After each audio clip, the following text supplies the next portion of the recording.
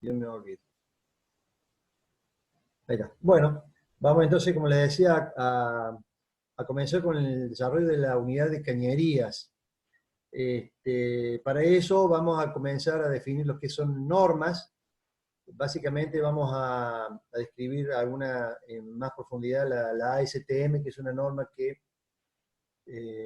norteamericana que comprende tanto materiales, por ejemplo, como cañerías, en nuestro caso, fundamental para el cálculo de las instalaciones. Vamos a ver alguna descripción, cómo se definen los materiales a través de la norma.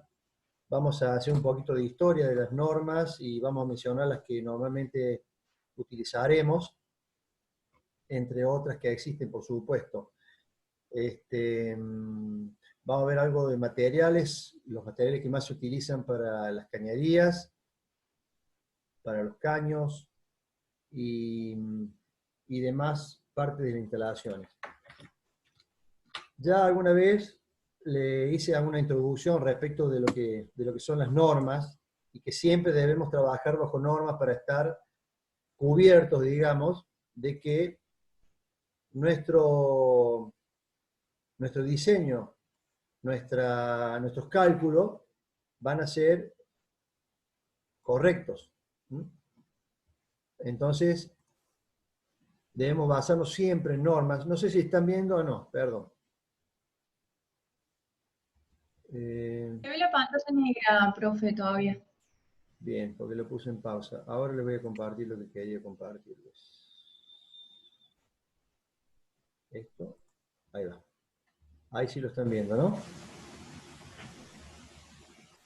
¿Lo están viendo, no es cierto? A las normas ASTM. Ahora sí. Bueno, perfecto, gracias. Esto es, digamos, parte de una norma que justamente está, digamos, por una de las acerías, está acá explicado un poco. Me pareció bastante didáctico y rápida las definiciones hasta llegar a la definición concreta de un material según las normas ASTM.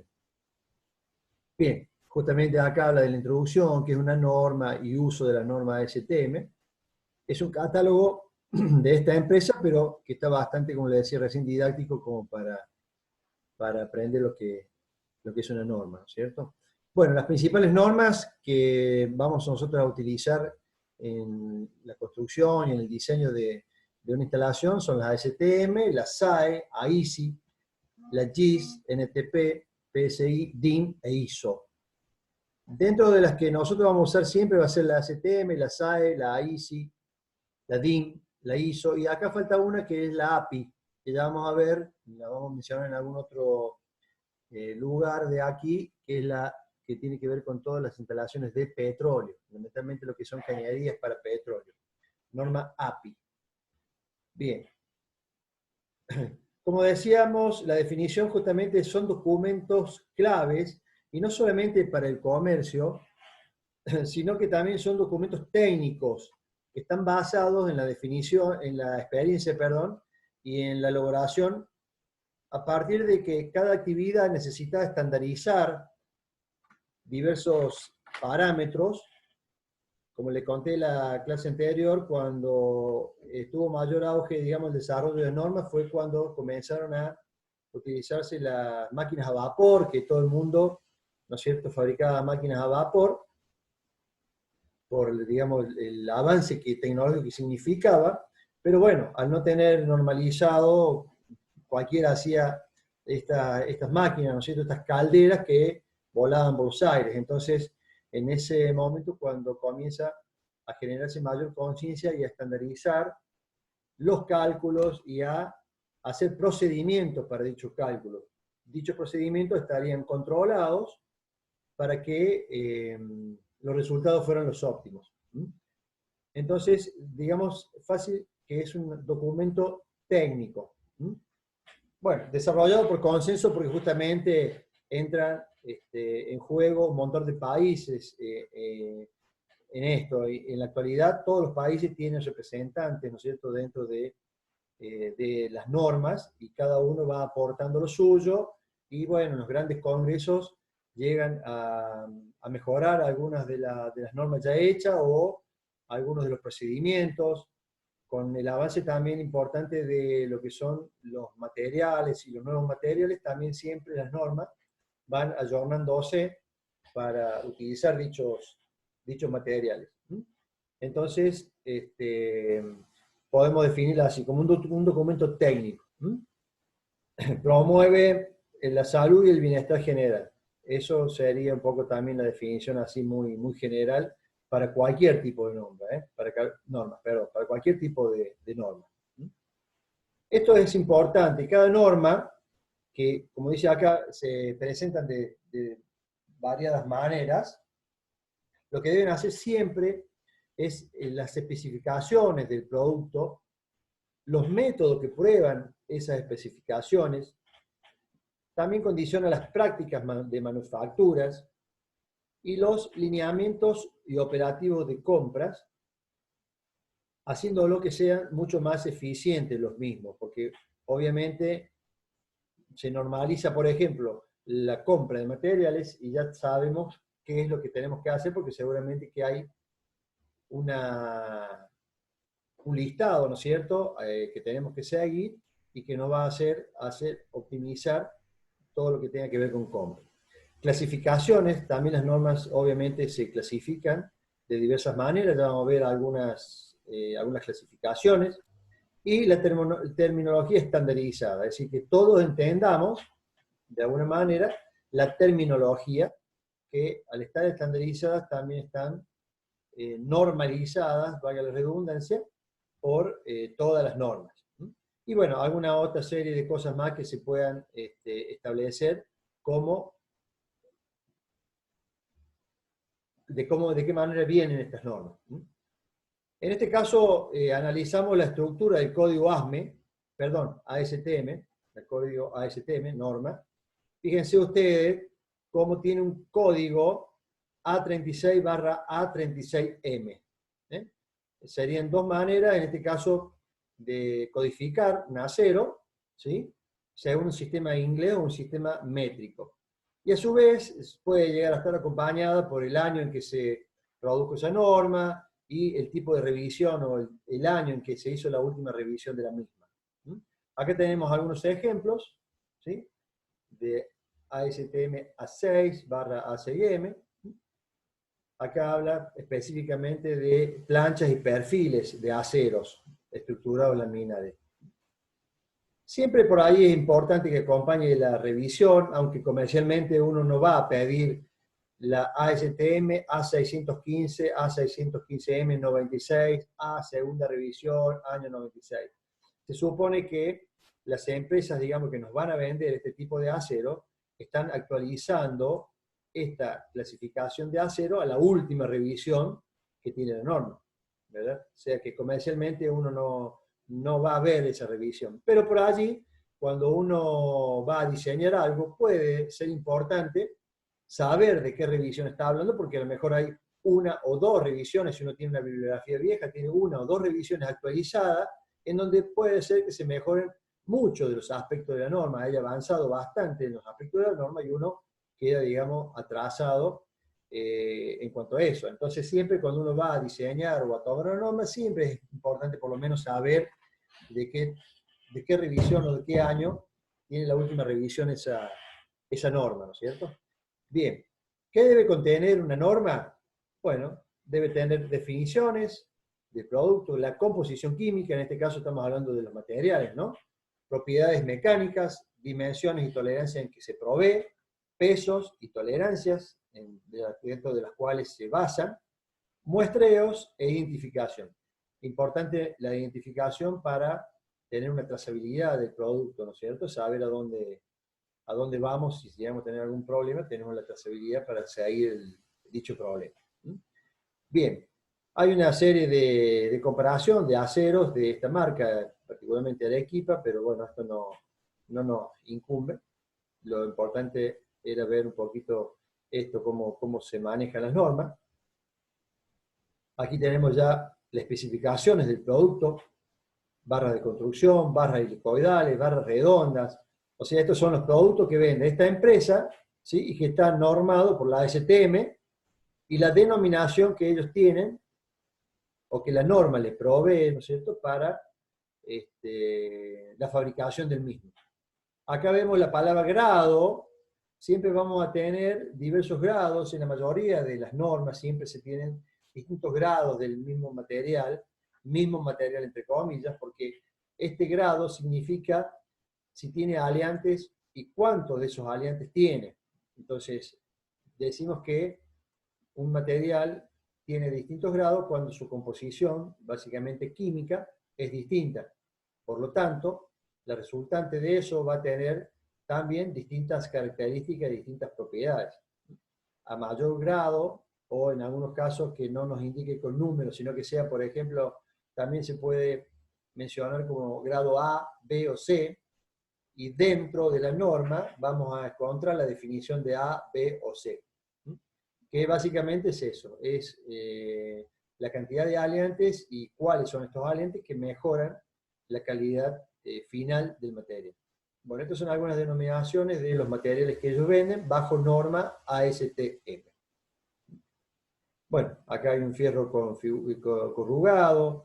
Esto ustedes después le pueden dar una leída media rápida, pero bueno, es como se va a presentar comercialmente a ustedes, se le va a presentar este tipo de especificaciones del producto. Entonces, elegiremos una de estos materiales bajo la norma ASTM, y con ello vamos a obtener cuál sería, por ejemplo, como característica, el límite de fluencia del material, la resistencia a la tracción que va a tener, el alargamiento y doblado, que es otro de los ensayos que se le suele hacer, un ensayo de doblado también para ver la resiliencia del material y la tenacidad que tiene a resistirse a la deformación. Bueno, los gráficos de esfuerzo son los gráficos que hemos visto en los ensayos de tracción, la típica recta de proporcionalidades. Tenemos un material que con cierta tensión ya comienza a deformarse plásticamente, y tenemos otro que es la línea roja, un material de mayor resistencia que se va a deformar a mayor tensión. En la abscisa, acuérdense que teníamos deformación, en este caso porcentaje de deformación, que se produce en el ensayo. Y a la derecha, fíjense ustedes, tiene un reporte de la norma de todo el producto, el nombre, de dónde procede, el cliente, quién ha ensayado, el nombre del ensayista, o sería del operador de la máquina de ensayo, orden de trabajo, una serie de colada de material, el módulo de elasticidad, elongación porcentual, fecha y una calificación de grado, en este caso sería el grado C. Fíjense, todo esto sería parte de un formulario que estaría usted obteniendo cuando compra cierto material. Con todos estos datos que ustedes como ingenieros deberían previamente definirlo, aquí lo está especificando exactamente en el material que están o que van a utilizar. En el caso del A36, ASTM A36, es en este caso les voy adelantando, una chapa de bajo contenido de carbono, de uso muy frecuente. Recuerden ustedes, no sé si se los comenté, pero la mayoría de todo lo que es cañería y recipientes que vamos a tener en una instalación son hechos de aceros. Y el acero era relativamente de bajo costo en relación a otros materiales, por ejemplo aluminio o aceros de alta aleación. Entonces los aceros de bajo contenido de carbono son los que más vamos a utilizar en la fabricación de recipientes y cañería. Bueno, da el límite de fluencia de dicho acero, la resistencia a la tracción. En este caso, bueno, está dando una medida inglesa en libras por pulgada cuadrada, y tiene un alargamiento porcentual de un 20% cuando se produce la rotura. Se ha alargado hasta un 20% del material cuando se produce en un ensayo la rotura. Acá indica que ese 20% en qué distancia de las marcas puede ser. Les recuerdo que cuando se hacía un ensayo de tracción, la probeta podía estar marcada, ¿no es cierto?, con unas rayas indicadoras para que uno al final del ensayo pudiera medir la deformación total entre esas dos rayas, que originalmente sabíamos a qué distancia estaban marcadas. Bueno, si obtenemos la medición final, podemos comparar en porcentaje con la original cuánto se ha alargado ese elemento. O muchas veces también el mismo aparato de tracción nos iba indicando cuál iba siendo ese alargamiento, tanto gráficamente como analógicamente, por ejemplo, en relojes comparadores que medían el alargamiento a medida que se iba deformando esa probeta. Bueno, acá por ejemplo cuando tiene varios grados, lo que decía recién, cuando tiene varios grados el acero se lo indica, en este caso, con 60, un acero 16 grados 60 o 15 grados 50. Ese grado 60 o 50 habría que buscar en la norma a qué se refiere, y lógicamente se va a referir a la cantidad de aliantes y qué calidad de aliantes tiene ese material. Generalmente en estos casos la calidad indica el grado, indica el valor límite de fluencia, por ejemplo. Entonces en este caso, por ejemplo, este material, que es grado 60, indicaría que el valor del límite de fluencia sería 60.000 libras por pulgada cuadrada. Repito, una medida en este caso inglesa. Había que hacer una transformación si la quisiéramos llevar a kilos por milímetros cuadrados, que es por allí la que más utilizamos, o megapascal, que también es una unidad que también se utiliza. Bien. Bueno, es lo mismo de recién, con distintos grados. Bueno, aquí tiene especificaciones ya del producto, en este caso barras corrugadas. Barras corrugadas son las barras que se utilizan para los interiores de las vigas o de las columnas. Ustedes vieron que tiene como una rugosidad, así que es una especie de deformación plástica que se le ha inferido a propósito para aumentar el alargamiento que tienen y aumentar también la elasticidad de ese material. Bueno, algunas de otras características más, por ejemplo, este tiene 50% más de resistencia que el otro. Bueno, una comparativa en definitiva de perfiles o de barras de acero en este caso. Las composiciones químicas, como les decía recién, cuando tiene grados y distintos grados, difieren en eso, en la composición química. Entonces puede tener carbono, manganeso, fósforo, azufre, silicio, etcétera, etcétera, etcétera. Y aquí tendríamos una composición equivalente, que sería el carbono, que básicamente el acero siempre va a tener carbono. Normalmente cuando son aliados, el carbono siempre es de bajo porcentaje. Sigue siendo el carbono importante en cuanto a la dureza del material y a la resistencia, sigue siendo importante por más que tenga poco porcentaje, pero además los demás aliantes, manganeso, cobre, níquel, cromo, le van también dándole propiedades y mejoras a ese acero. Recuerden que cuando tenemos mucho níquel y cromo, ya tenemos aceros de alta aleación, como por ejemplo los aceros inoxidables, que son de alta aleación. Bien, acá tenemos específicamente el A36 con la composición química: carbono, silicio, fósforo y azufre. Fíjense, el A36 tiene 0,26% de carbono, es un valor relativamente bajo. Cuando hablamos de calificación de acero, ¿se acuerdan que, bueno, yo digo, perdón, digo que se acuerdan porque normalmente en tercer año lo definimos, los aceros, y acá siempre hay gente que no ha cursado conmigo, así que no lo sé.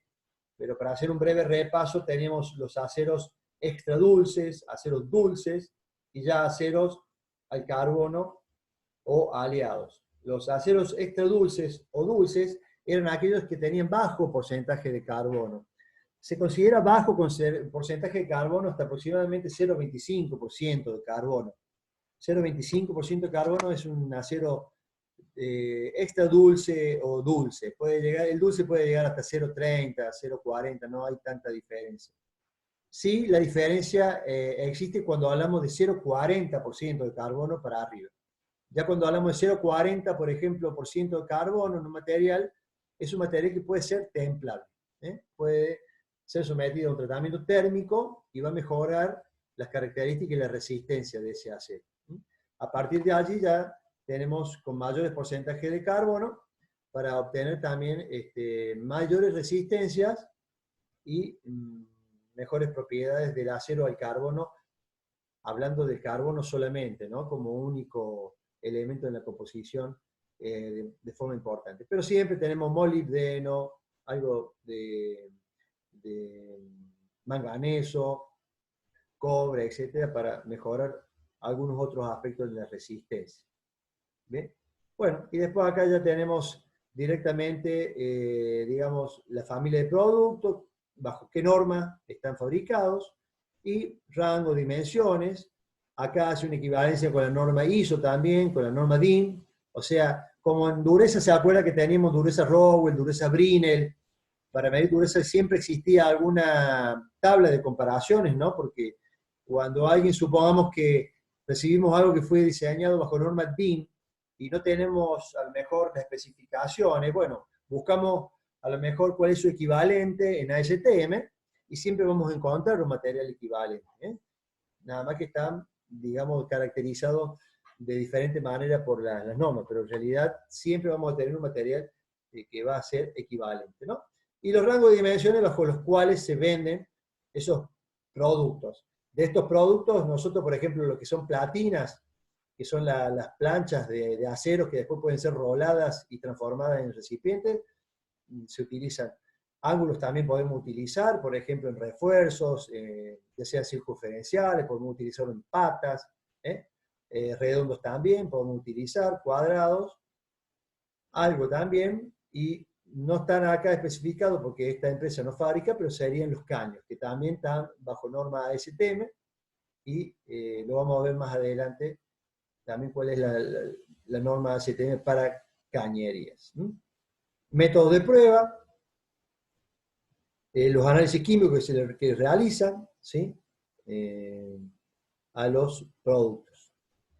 Método de prueba, bueno, sería el laboratorio de ensayo, algunos otros ensayos que se le hacen al material para valorarlo, digamos, y clasificarlo, son ensayos de extracción, doblado, dureza, metalografías, se hace estudio de la granulometría. La metalografía es eso, es analizar con microscopio cuál es la composición en cuanto a granulometría, no composición química, sino en cuanto a sus formas de cristales. ¿Ve? Tamaño medio y promedio de grano, perdón, inclusiones si le hubiera, etcétera, etcétera, etcétera. Este sería el laboratorio de pruebas con máquinas, ustedes ven, de tracción, básicamente, tracción, compresión, para poder certificar que el material responde a dicha norma. ¿Bien? Bien, no sé si hay alguna pregunta. Vamos ahora a hacer un poquito lo que es la historia de las normas, y justamente vamos a ver algunas normas que normalmente vamos a utilizar, ¿sí?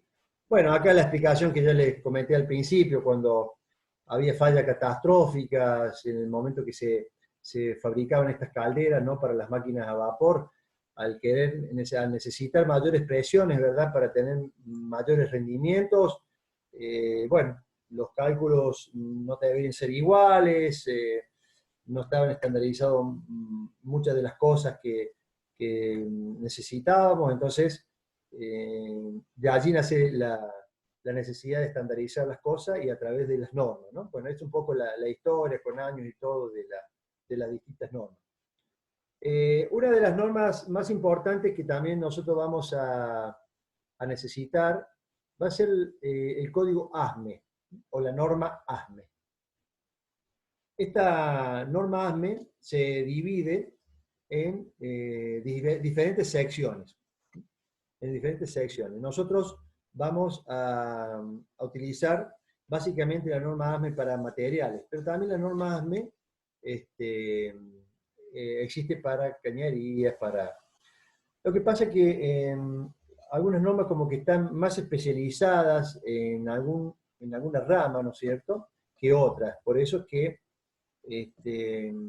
a pesar de poder elegir, quizás algunas como que están más avanzados en alguna área y se elige normalmente esa porque tiene mayores estudios, se va renovando más rápidamente, entonces se puede utilizar. Por ejemplo, en nuestro caso, lo que es ASTM va a ser todo materiales y cañerías. Y la norma ASME, todo lo que tiene que ver con recipientes. Aquí les voy a hacer mención rápidamente, a modo de título. Les quiero comentar que todo esto ya se lo voy a subir también para que lo tengan ustedes después en la página. O sea, vayan tomando si ustedes quieren algún apunte así medio rápido de lo que yo voy hablando, pero todo esto lo van a tener ustedes. Con respecto entonces al ASME, ¿no es cierto? Decimos que se divide en secciones. Por ejemplo, la sección 1 trata de calderas de potencia. Un poco, digamos, cuál fue el nacimiento, digamos, de la normalización, de tener que normalizar lo que son construcciones de calderas de potencia. La sección 2, especificaciones de materiales no ferrosos, ferrosos y materiales de aporte. Obviamente, cuando se termine la clase nos volvemos a conectar porque ahí me avisó que faltan 10 minutos. Entonces estábamos en la sección 2, especificación de materiales no ferrosos, ferrosos y materiales de aporte, en el caso de tener alguna necesidad de aportar, por ejemplo, con soldadura, que tenemos un tercer material en la unión, sería un poco eso, la clasificación de materiales de aporte. La sección 3, componentes de plantas de energía nuclear. La sección 4, calderas para calefacción. O sea, son calderas de baja potencia y todo lo que tiene que ver con calefacción, que ustedes habrán visto todo lo que son radiadores, los viejos radiadores de fundición, e inclusive ahora hay los modernos que son todos radiadores de aluminio, que ustedes pueden llegar a ver. Bueno, las calderas que hacen circular el agua caliente por dichos radiadores son estas calderas para calefacción. La sección 5, pruebas no destructivas. El análisis que hemos estado viendo de las EM, en las clases anteriores. Bien, hay una sección del código ASME que las menciona y también hace todo lo que son los procedimientos para realizar. La sección 6, reglas y recomendaciones para el cuidado de mantenimiento de las calderas. Todo lo que tiene que ver para mantenimiento. En estos casos, obviamente que están mencionando todo lo que tiene que ver periodos de prueba, ensayos de mantenimiento, ensayos no destructivos para relevamiento y la certificación, digamos, de que puede continuar operando.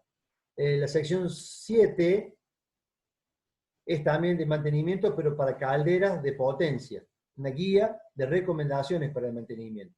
La sección 8 es la que más nos interesa. Yo esta norma la tengo, después también se las voy a subir, una norma muy grande, está toda en inglés, pero les puede servir para hacer alguna consulta. Bueno, la mayoría siempre algo de inglés se las rebusca, y si no habrá que agarrar el diccionario y empezar a traducir. Pero está bueno porque obviamente que son palabras técnicas, ustedes en inglés, todo lo que es técnico, ya desde el primer año que se les viene dando un montón de información técnica, por lo tanto es bastante llevadero el análisis de la norma con un inglés mediano, no hace falta tampoco ser un experto. Esta norma, con respecto a la sección 8, que es el recipiente a presión, está dividida a su vez en división 1, 2 y 3. Esta división son una especificación dentro de la misma norma de diversos aspectos de los recipientes a presión. La sección 9 habla de calificación. Disculpa que te Sí. corto. En la sección 8, ¿ahí entrarían los reactores? Sí, en la sección 8, que es de recipiente a presión, perdón, ustedes tendrían ahí encuadrados los reactores. Bárbaro. Depende Porque justo estamos con los capítulos, viste, de diseño de equipos, sí. Y entonces teníamos que elegir materiales y estuve chusmeando justamente esa sección de la norma. Claro, bueno, ya le voy a subir el libro de la norma para que si necesita profundizar más, Bueno, lo puedan consultar. Sí, toda la 8, bueno, todo lo que tenga que ver con recipientes, como les dije antes, es la que más nos va a interesar en este curso, porque va a ser lo que ustedes van necesitando. En la medida que ustedes vayan haciendo, a lo mejor por allí, van más avanzados respecto de las clases que le estoy dando, con respecto a sus tesis. Si ustedes necesitan algo, por favor me escriben, me consultan, que yo se lo voy poniendo lo mejor antes de que se lo voy dando. Porque si lo están necesitando, es bueno que lo tengan, ¿sabes? Así que si alguno necesita, me van diciendo, estamos en tal cosa, necesitaríamos, me mandan un bueno, correo, foro, gracias. Sí, seguramente le vamos a estar hablando en ningún estos días. problema, ningún problema. Muchas gracias. No, de nada. Bueno, la sección 9 es calificación de soldadura. En esto también lo pueden consultar después que veamos soldadura, porque esto tiene que ver no solamente con el aspecto de resistencia propiamente dicho de la soldadura, sino también en, por ejemplo, los ensayos que necesitan hacerle a una soldadura para que sean correctas y estén aptas para tal fin. También se ve todo lo que son formas en que se sueldan, también se especifican espesores, de qué manera deben hacerse las preparaciones de los cantos, en el caso de soldaduras, en caso de soldaduras a tope o soldaduras en ángulo, todo lo que tenga que ver con calificación de soldadura, inclusive calificación de los soldadores, que ya alguna vez les mencioné que los soldadores tienen que ser calificados para realizar tareas, y sobre todo tareas de este tipo, ¿no? Como es soldar recipientes a presión. Todo está en la sección 9 del ASME, que es calificación de soldadura. Todos los procedimientos de soldadura y cómo se realiza. En la sección 10, recipientes a presión de plástico, reforzado y con fibras de vidrio. Por ejemplo, si tuviésemos a un recipiente que trabajara a presión y que por ejemplo, cuestiones de corrosión del fluido debería estar dentro de un recipiente de plástico, iríamos a esta norma a ver qué nos pide la norma que debe tener ese recipiente plástico para estar bajo esta norma y de esa manera decirnos de qué manera se va a comportar, ¿no es cierto? Y decirnos, sí, esto va a soportar lo que ustedes están necesitando. Y la sección 11, esto tiene que ver con la inspección de plantas nucleares. Reglas para la inspección de plantas nucleares. O sea, hacen una enumeración, ¿no es cierto?, de justamente cuáles serían las formas en que se debe hacer una inspección en plantas nucleares. Bien, y después, bueno, acá hay una aclaración de la sección 1 que le decía yo de la 8. Hay una descripción, después ustedes leanla, es lo que yo les decía, la 1, la 2 y la 3 son algunas especificaciones que tienen que ver con la sección 8 de recipientes a presión. También cada una tiene sus limitaciones. Por ejemplo, acá una limitación de presión a más de 3000 psi sería una de las limitaciones. Y algunos otros impedimentos que tiene. O sea, acá podemos leer qué es lo que no está incluido dentro de esa norma. O sea, es la limitación que tiene la norma. Tenemos que buscar por otro lado si estamos encuadrados dentro de algo que acá no está pidiendo. Por ejemplo, de capacidad de 454 litros, 3 litros, etcétera, etcétera. Bueno, después léanlo a modo de curiosidad. Solamente acá está la división 1 del ASME 8, pero después está la división 2 y división 3. Bien, y acá tenemos algunas otras de las normas que les decía yo que podemos hacer mención, como la AWS, que tiene que ver con soldadura, welding y soldadura. También nos proporciona el diseño de la soldadura, calificación, pruebas e inspecciones. En este caso, por ejemplo, la AWS es una norma que la mayoría de la gente que tiene que hacer soldaduras acude a esta norma, más que a la ASME 9, que era también para soldaduras, calificación de soldadura. Bien, en soldadura, si tenemos que hablar de soldadura, el 90% de los ingenieros acude a la AWS, porque es muy específica y muy avanzada en lo que tiene que ver con soldadura. ¿Eh? Bueno, la ISC, que es de soportes de las tuberías, la ANSI también es una norma que vamos a utilizar en tuberías fundamentalmente. La ANSI que también clasifica bridas, pernos, roscas, válvulas. La ASME, la misma que estuvimos viendo recién, y la ASTM, otra de que recién tuvimos viendo, que característica de productos, servicios, etcétera, etcétera, etcétera. Bien, eso en cuanto a un poco la historia de las normas, ya se nos va a cortar. Después vamos a tener alguna otra serie de normas que se las voy a mencionar más específica de, por ejemplo, de cañería, cuando definamos lo que es un caño, lo que es un tubo, vamos a mencionar alguna norma ASME, ¿sí? Para cañería, y la API, que es, repito, para cañerías de petróleo. Ya se nos estará por corta, pero no quiero pasar a la próxima porque se nos va a cortar en la mitad. ¿Alguna pregunta de normas?